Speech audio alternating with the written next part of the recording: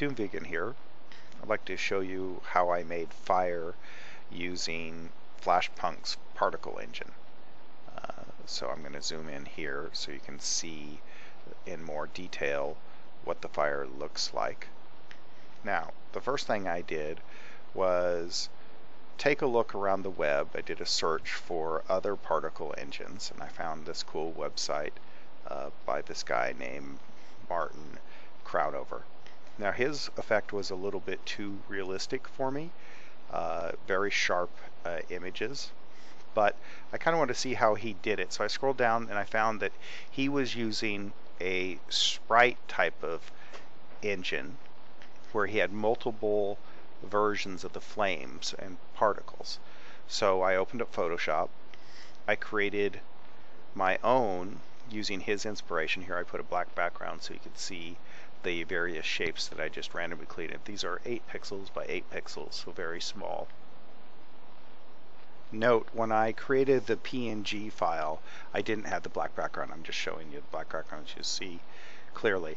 I also tried just a pure circle. That worked fairly well, but when I did darker edges on the white circle, that did not look very well.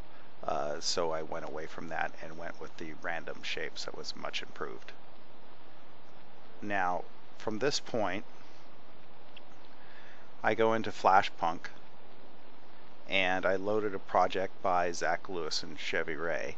This is their particle engine. I change the particle size to 8 by 8. I just copied and pasted, and I created a left and right flame. Now this is important because there's not that many controls in FlashPunk, so I actually have to angle 2 emitters to make a triangle. So one is the left going right and the other is the right going left. The angle that I did for each was actually very small. So straight up is 90 degrees. I did 86 degrees on the left one and I did 94 degrees on the other. Then the distance, actually I was kind of surprised. I had to do quite a bit of distance. I had to do 20 to 70 pixels. The pixels are separated in the function. I'm not sure why they're in different places, but you can just read it and find it. Then for the time, I did 1 to 2 seconds. Now I needed kind of a longer time because you don't want your flames to go too fast.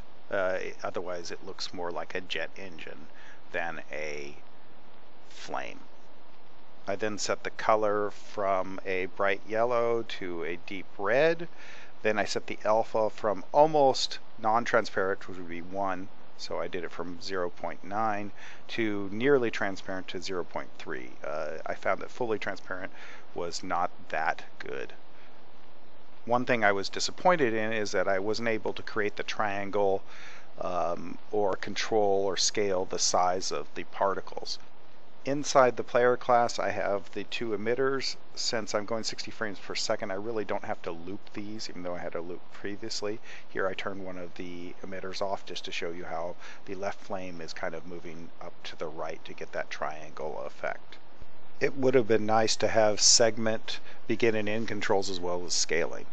Now you can visit useflashpunk.net for this demo and take advantage of a very helpful community. And for my games, you can visit playfulminds.com. Don't forget to eat your vegetables. Thanks for watching.